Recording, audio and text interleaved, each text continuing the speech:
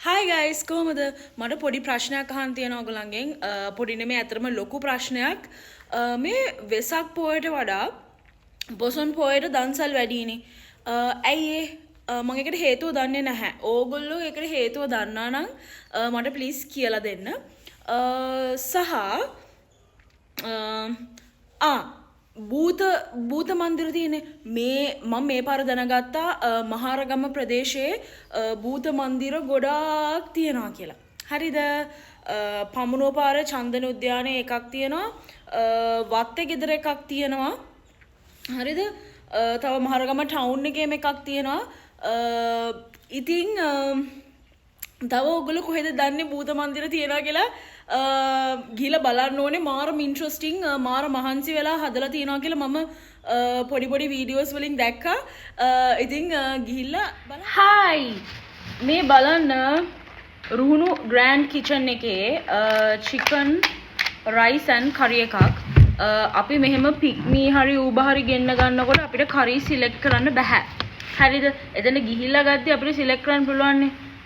මේ වගේ පොඩි පපඩමක් නම් එවලා තියෙනවා. මේකේ අද තියෙනවා අල තෙල් දාලා පරිප්පු ගෝවා උයලා චිකන් සහ දඹල උයලා තියෙනවා. හරිද? ඉන්න පෙන්නන්න. Tada Ruhunu grand kitchen. අපි බලමු දැන් මේකේ ටේස්ට් එක කොහොමද කියලා. මෙන්න චිකන් ලෙග් එක wow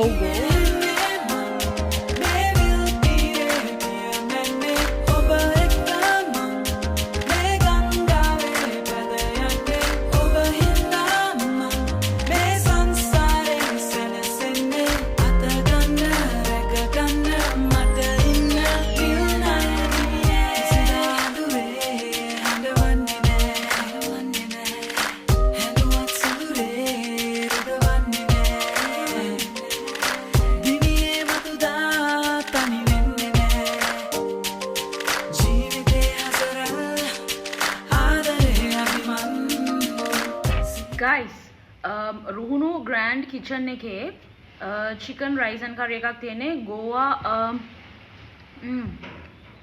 තෙල් දාලා. ඒ කරි එකට සාමාන්‍යයෙන් මම කැමතියි.